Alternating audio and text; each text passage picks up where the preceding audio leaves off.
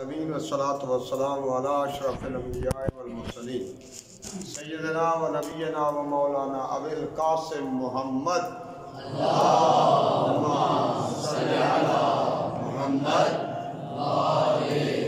و آلہ الطیبین الطاہرین المعصومین لا سیما بقیۃ اللہ فی الارضین روحی و ارواح العالمین لتراب مقدم الفدا۔ ظہور امام کے لیے مل کر صلوات بھیجیے۔ اللہم صلی علی محمد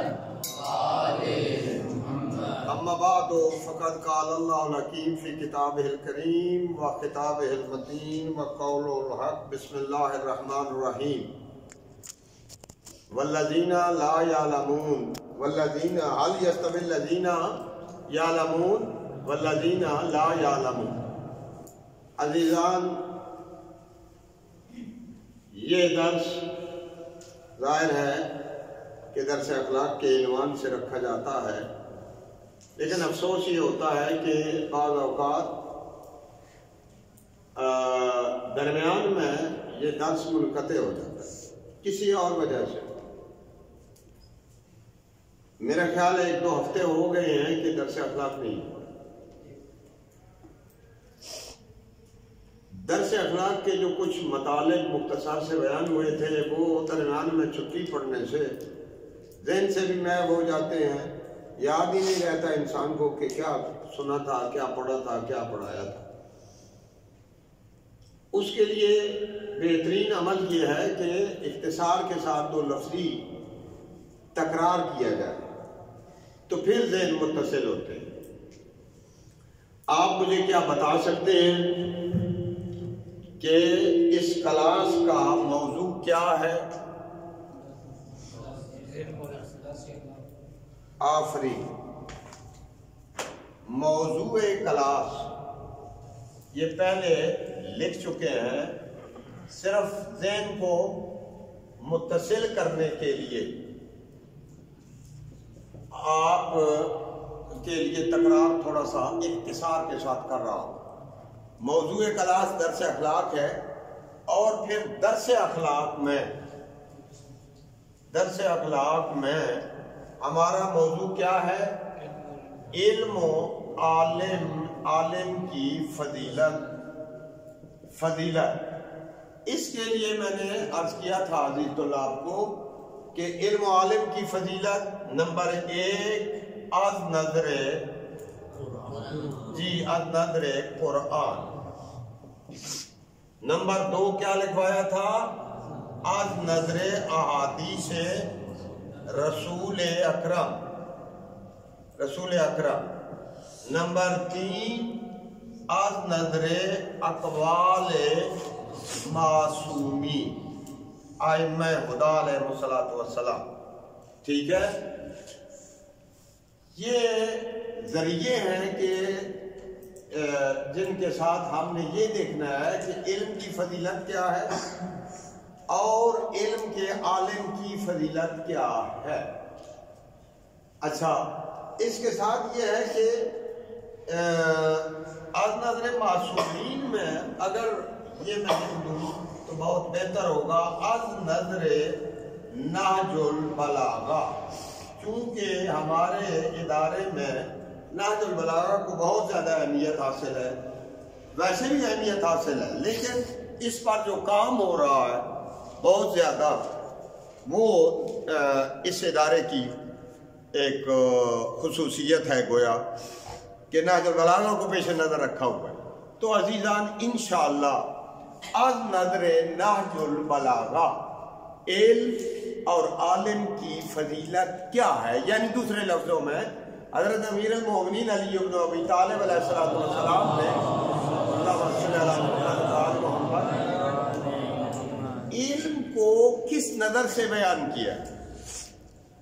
علی کے نزدیک علم کا مقام اور فضیلت کیا ہے، یہ بھی ہم دیکھیں گے، اور پھر حضرت امیر کے نزدیک عالم کسے کہتے ہیں،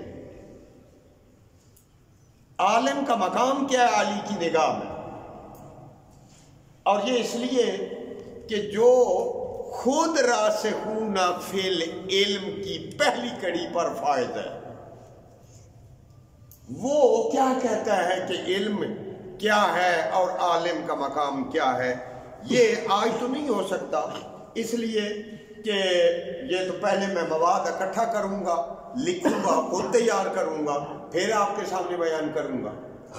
لکھے بغیر تو ہوتا نہیں، اکا دکا فرمان سنا دینا اور بات ہے، لیکن نہج البلاغہ سے عکس کر کے باقاعدہ تیار کروں گا، اور کس اعتبار سے حضرت امیر نے علم اور عالم کو بیان کیا وہ سارے اعتبارات بھی نوٹ کروں گا پہلے، اور پھر انشاءاللہ العزیز درس اخلاق میں ان کو آپ کے سامنے بیان کروں گا۔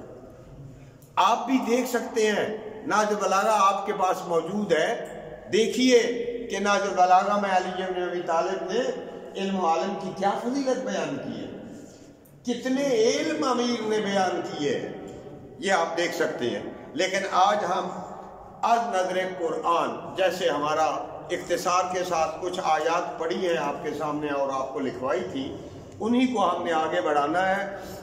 وہی جو کچھ میں نے لکھا ہے وہی نہیں پورا ہو رہا، اس پر تبصرہ زیادہ ہو جاتا ہے، وہ لکھنا کم ہوتا ہے۔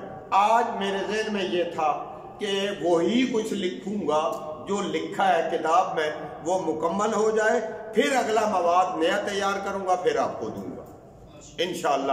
ایک صلوات بھیجے محمد و آل بیت محمد پر۔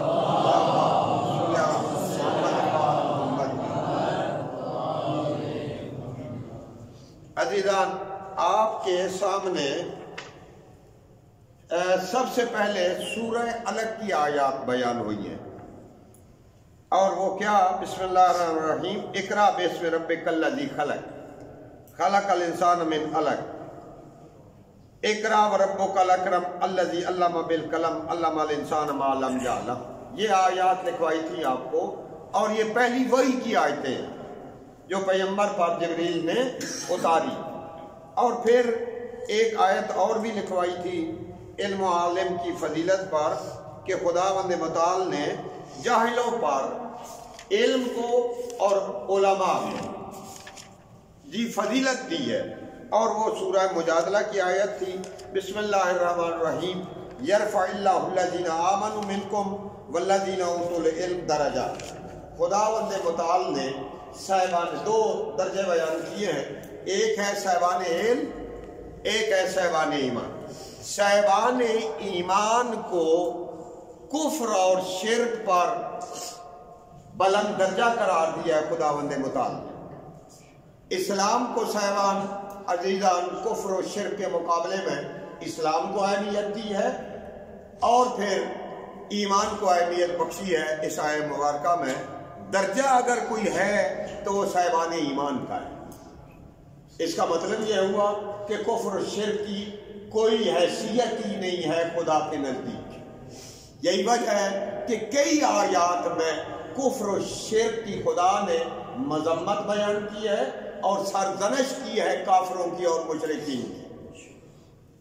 اللہ کی نگاہ میں اگر کسی کی اہمیت ہے تو وہ صاحبان اسلام، صاحبان ایمان کی ہے۔ اور پھر اب آئیے، صاحبان ایمان میں اگر کوئی درجہ دار ہیں، کوئی مرتبہ رکھنے والے لوگ ہیں تو وہ اہل علم۔ خداوند متعال نے ایمانداروں میں اہل علم کی فضیلت بیان کی ہے۔ علماء کو خدا محبوب رکھتا ہے اور جاہلوں سے درگزری کرتا ہے۔ ہمیں بھی حکم ہے کہ جاہلوں کے پاس سے گزرو، سلام کر کے گزر جاؤ۔ جی جاہل ہوتے عزیزان، ہر چیز کی زکوٰۃ ہے، حدیث کا جملہ عرض کر رہا ہوں، ہر چیز کی زکوٰۃ ہے۔ عقل کی زکوٰۃ کیا ہے؟ جاہلوں کو برداشت کرنا، یہ عقل کی زکوٰۃ ہے۔ صاحبان عقل اور صاحبان علم جاہلوں کو برداشت کرتے ہیں، یہ عقل کی زکوٰۃ شمار ہوئی ہے۔ باہر صورت اہل علم کو اور علماء کو خداوند متعال نے درجے عطا کیے ہیں، جاہلوں کا کوئی درجہ نہیں ہوتا، بس ان کا ایک ہی درجہ ہے کہ وہ جاہل ان پڑھ ہیں۔ فضیلت، مقام، عظمت، شان، رفعت، بلندی اگر حاصل ہے تو وہ صاحبان علم کو حاصل ہے، کسی دوسرے کو حاصل نہیں ہے۔ یہ ایک آیت تھی سورہ مجادلہ کی جو آپ کے سامنے بیان ہوئی ہے۔ خداوند متعال نے سورہ بقرہ میں آیت نمبر 269 کیا بولتے ہیں 269 ہاں 269 یہ جو 59 69 79 اس میں بڑا گڑبڑ ہو جاتی ہے۔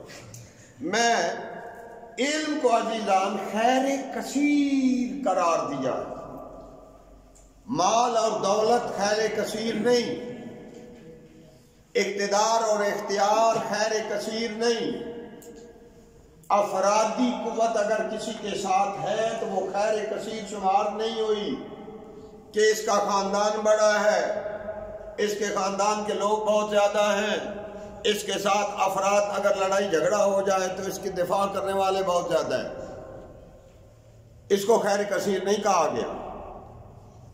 خیر کثیر کیا ہے؟ علم خیر کثیر ہے، اور صاحبان علم خیر کثیر کے مالک شمار ہوئے ہیں، اور قرآن نے یہ بیان کیا ہے۔ قرآن کیا کہتا ہے؟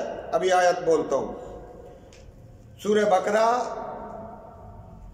269 آیت نمبر، خداوند متعال نے علم کو خیر کثیر اور حکمت قرار دیا ہے۔ اب یہ صاف کر رہا ہوں، یہ پہلے سے لکھا ہوا ہے،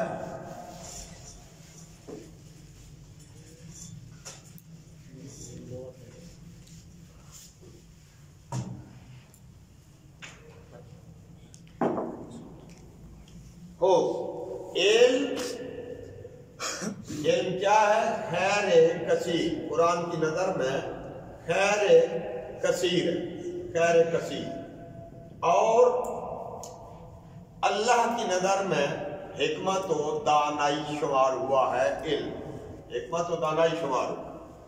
خداوند متعال نے سورہ بقرہ میں آیت رکھی، بسم اللہ الرحمن الرحیم، وَمَن يُؤْتَ الْحِکْمَةَ فَقَدْ أُوتِیَ خَیْرًا کَثِیرًا۔ مَن يُؤْتَ وَمَن يُؤْتَ الْحِکْمَةَ فَقَدْ أُوتِیَ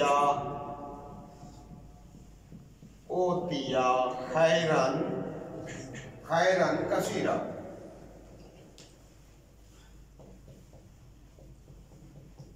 خداوند متعال بیان کرتا ہے، وَمَن یُؤْتَ الْحِکْمَةَ، وہ شخص جس کو حکمت عطا ہوئی ہے، حکمت عطا ہوئی ہے، وہ کون ہے؟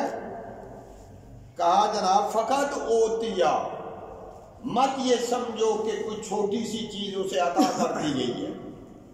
میں یوتی الحکمت، کیوں میں یوتی کیوں؟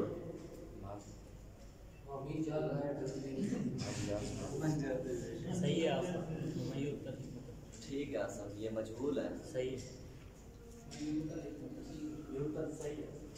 خوب، چلو بعد میں اس پر صرفی تبصرہ کر لینا کیا ہے کیا نہیں ہے۔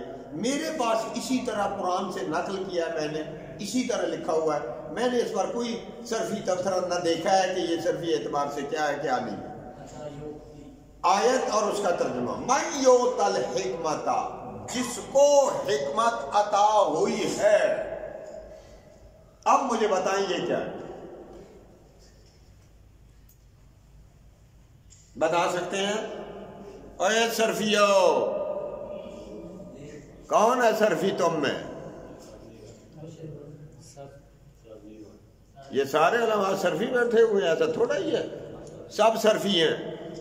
ترجمہ کر رہا ہوں، جس کو حکمت عطا ہوئی ہے، فقد اوتیا، اوتیا، اے صرفیو، اوتیا، اس کو عطا ہوا ہے خیر کثیر۔ یہ ترجمہ کیسا کر رہا ہوں؟ یہ میں یہ پوچھ رہا ہوں فائلی ترجمہ کیا ہے یا مفعولی؟ مفعولی ترجمہ کیا ہے، فائلی نہیں۔ من یؤت الحکمت، جسے حکمت عطا ہوئی ہے، فقط اوتیا، بس اسے عطا ہوا ہے خیر کثیر۔ عزیزان، اللہ کی نگاہ میں علم حکمت جس کو ملی ہے، خدا کہتا ہے کہ اس کو خیر کثیر مل گیا۔ خیر قلیل کی بات نہیں کہ تھوڑا سا بس یہ تھوڑا سا خیر مل گیا ہے، نہیں، خیر کثیر اسے ملا ہے۔ اس کا مطلب یہ ہوا کہ علم و حکمت کے علاوہ اللہ کی نگاہ میں کوئی چیز خیر کثیر نہیں ہے۔ خیر کثیر ہے تو وہ علم ہے، خیر کثیر ہے تو حکمت ہے، خیر کثیر ہے تو دانائی ہے۔ اگر کسی کو مل جاتے ہیں یہ تو اسے خیر کثیر مل گیا خدا کی بارگاہ سے۔ عطا کا فاعل اللہ ہے، عطا کرنے والا اللہ ہے۔ اللہ نے اسے علم دیا ہے تو خیر کثیر مل گیا ہے۔ لیکن عزیزان، یہ عطا خداوندی ایسے نہیں ہو جاتی، اس میں ہمیں صاحب اختیار بنایا گیا ہے، ہمارے ہاتھ میں رکھا گیا ہے کہ ہم علم کو لیں، حکمت کو لیں یا چھوڑ دیں۔ لیتے ہوئے ادارے کو چھوڑ کر چلے جائیں، جا کر پکوڑوں اور جلیبیوں کی دکان بنا لیں، ٹماٹروں کی اور آلووں کی دکان بنا لیں، جی مٹر اور بھنڈی بیچنا شروع کر دیں، تو ہمارے ہاتھ میں ہے نا۔ یا مٹر بیچتے ہوئے عزیزان میں کئی بندے میں آپ کو بتا سکتا ہوں فوج چھوڑ کر بھاگ کر آئی ہیں اور آ کر علم حاصل کرنا شروع کر دیا ہے۔ آج بڑے بڑے اداروں کے پرنسپل ہیں،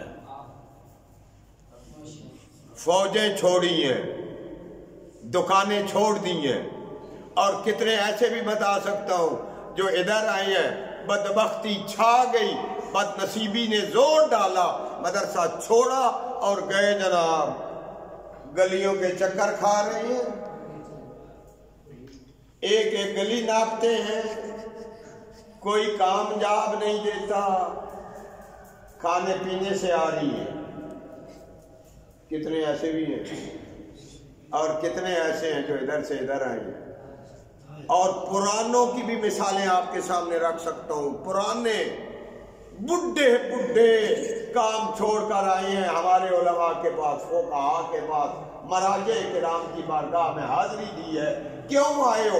تحصیل علم کرنے آیا ہوں۔ اچھا، انہوں نے یہ نہیں کہا کہ نہیں کر سکتے ہو، تمہاری عمر اب گزشتہ ہو چکی ہے، بڑھ چکی ہے، بوڑھے ہو چکے ہو، اب تحصیل علم کیسے؟ نہیں، جو آیا، یہ سیرت ہے ہمارے ائمہ کی، یہ سیرت ہے نبی کریم کی، جو آتا ہے لے کر جاتا ہے۔ اللہ اکبر۔ خالی ہاتھ نہ دروازے رسول سے کوئی گیا ہے، نہ دروازہ اہل بیت رسول سے گیا ہے۔ یہ ہمارے وارثین ہیں جن کے دروازے سے کوئی خالی نہیں گیا۔ ہمارے فقہاء اور مراجع کرام مجتہدین اعلام کے بھی دروازے ایسے ہی ہیں، جو آتا ہے پھر لے کے جاتا ہے۔ وہ بڈھے آئے، انہوں نے آ کر کام تحصیل علم کرنا چاہتے ہیں، کہا آؤ ہماری کلاس میں، بسم اللہ، آئیے تحصیل علم کرنا شروع کیجئے۔ آہستہ آہستہ آہستہ پڑھتے ہوئے مرجع بنے، پھر مرجعوں پر اعلیٰ مرجع بنے، توضیحات سامنے آئیں، مسائل کی توضیحات سامنے آئیں، لوگوں نے ان کی تقلیدیں کی ہیں، بڈھی عمر میں بھی بڑے بڑے بنے ہیں۔ صاحبان، اس کا مطلب یہ ہوا کہ تحصیل علم میں عمر کو کوئی دخل عمل نہیں ہے، عمر کو دخل ہی نہیں ہے علم کے ساتھ۔ جی، علم علی کے دروازے سے ملتا ہے۔ کیا سن رہے ہو میرے بچوں؟ جس دروازے سے علم ملتا ہے وہ کوئی اور ہے، عمر کا کیا تعلق ہے علم کے ساتھ؟ جی، عمر کا کوئی تعلق نہیں علم کے ساتھ۔ علم خدا کی عطا ہے، جو محمد کو ملی ہے، اور محمد کے علم کے دروازے کا نام علی ہے۔ جی، علی کا دروازہ چومنا پڑتا ہے تو علم آتا ہے۔ دشمنی علی میں جہالت ہے، جہالت۔ دنیا کا علم لاکھ حاصل کرے پھر بھی وہ اسلامی نقطہ نظر سے، ایمانی نقطہ نظر سے جاہل شمار ہوگا، اور اگر چھوٹا سا بھی ہے نا وہ عالم شمار ہوگا اگر علی کی درسگاہ میں آ جائے تو۔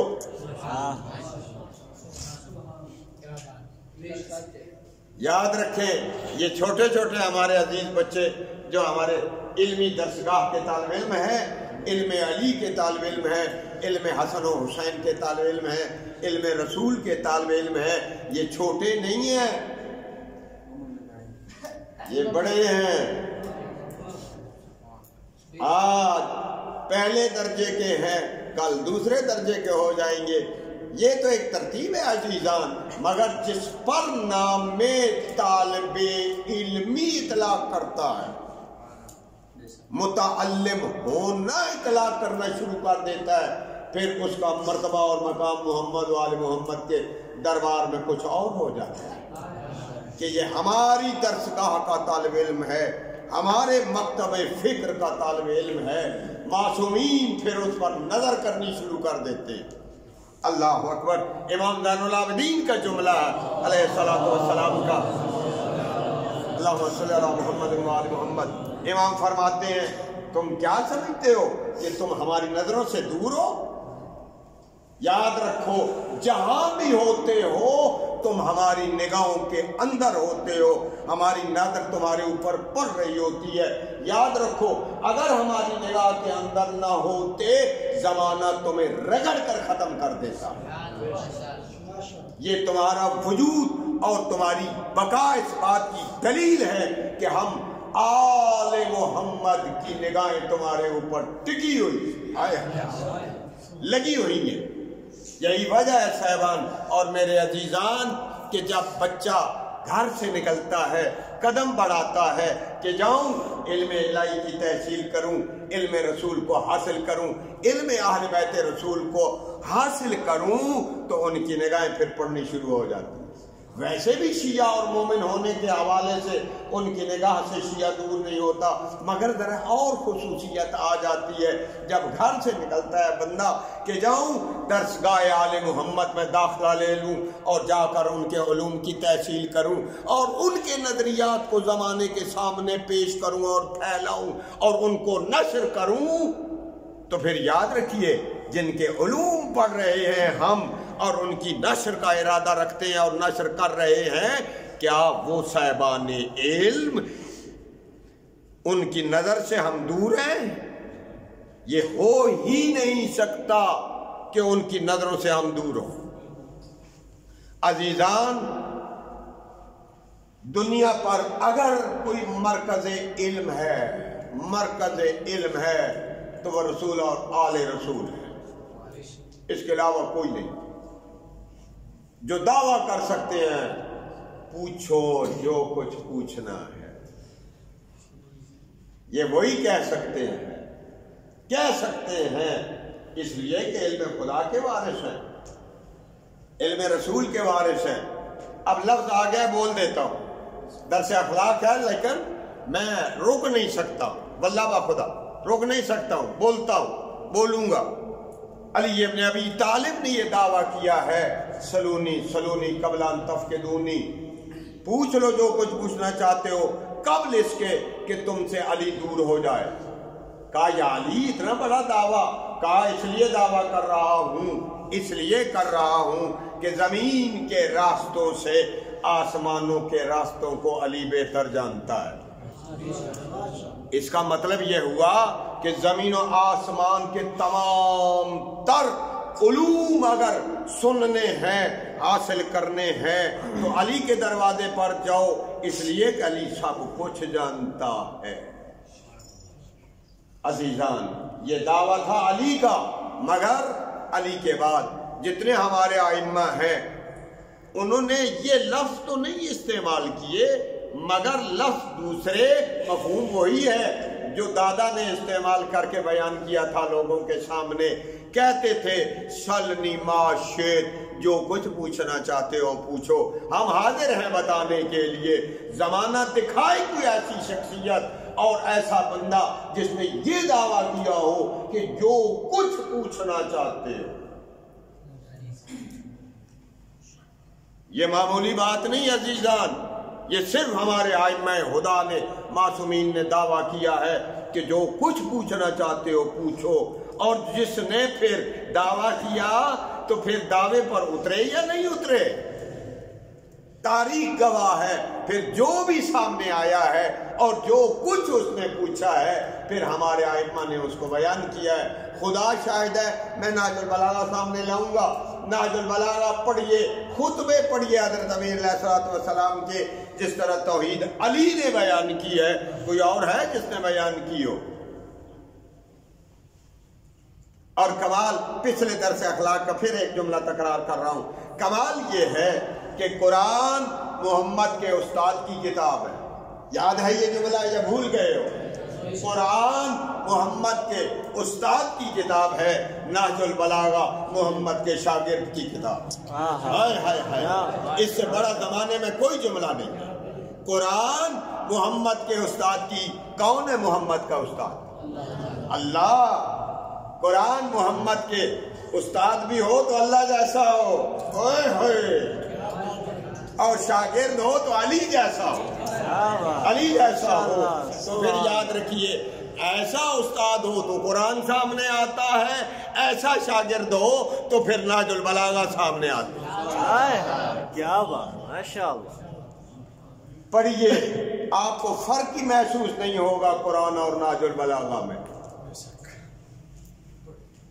خدا کی قسم، نبی کی کتاب ہے قرآن، مگر خدا کی ہے نا. یہ کتاب خدا کی ہے، قرآن خدا کی کتاب ہے. اور اگر نبی کہے نا میری کتاب، وہ کہیں گے نہج البلاغہ میری کتاب ہے. استاد محمد مصطفیٰ صلی اللہ علیہ وآلہ وسلم، استاد اگر کہے نا شاگرد کی کتاب کو یہ میری کتاب ہے، کہہ سکتا ہے شاگرد کی لکھی ہوئی کتاب کہ یہ میری کتاب ہے. کیوں؟ اس لیے کہ اس کتاب کے اندر اسی کا تو علم ہے. ہوئے ہوئے ہوئے ہوئے، اسی استاد کا علم اس کتاب شاگرد کے اندر موجود ہے. اور شاگرد کہتا ہے یہ کتاب میری تھوڑی ہے، یہ کتاب تو میرے استاد کی ہے. ہائے ہائے ہائے. نہج البلاغہ کتاب محمد بھی ہے اور کتاب علی، لیکن اس کتاب کے وجود کا سبب مصطفیٰ نہیں، علی ابن ابی طالب. تو عزیزان، لطف تب ہی ہے کہ استاد کی بھی کتاب ہو، شاگرد کی بھی کتاب ہو. کبھی کبھی کلاسوں میں میرا ایک جوشیلا پانا آ جاتا ہے. میں بولتا ہوں شاگرد عزیزان کو کہ اس مرتبے پر آ جاؤ کہ کتابیں تدوین کرو، کتابیں تصنیف کرو، کتابیں لکھو. اور کتاب جب چھپے ادارے کی طرف سے تو پھر اوپر لکھا ہوا ہو ادارے کی فلاں جماعت کلاس کی یہ لکھی ہوئی کتاب ہے، کلاس کی لکھی ہوئی یہ کتاب ہے. جب سامنے جائے لوگوں کے، خدا کی قسم 2-3 کلاسیں اگر ہماری کتابیں لکھ کر چھپواتی ہیں، موضوعات مختلف ہیں، چلو کتاب نہ صحیح، مقالے صحیح چھوٹے چھوٹے، ایک موضوع لے کر اس پر مقالہ تیار کرو، اس کا جزوہ تیار کرو اور اس کو پخش کرو. مطالب بامطلب مطالب لکھو، اس کو چھپواؤ اور بنٹواؤ اور کہو کہ یہ ہماری جامعہ کی فلاں کلاس کے طالب علم کا مقالہ ہے.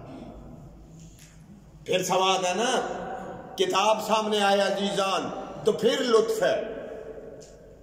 علم آپ کا جو تحصیل کر رہے ہو وہ چھپنا چاہیے، یہ مرتبہ ہونا چاہیے طلاب کا.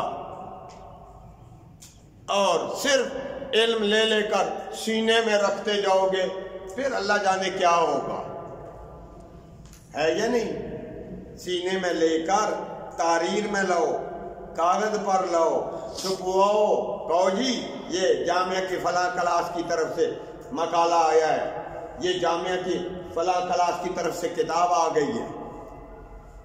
ہے یا نہیں؟ بہترین ذریعہ عزیزان آیات قرآن بھی ہے اور احادیث رسول اقوال ائمہ بھی ہیں. نہج البلاغہ کو سامنے رکھ کر موضوع معین کر کے اس پر اقوال علی ابن طالب جمع کر کے اتنا سا کتابچہ بنا کر چھپوائیے جی، یہ ہماری طرف سے ہے. ابھی سے یہ کام شروع ہو جائے، تحقیقاتی کام ابھی سے شروع ہو جائے تو پھر بات ہے نا.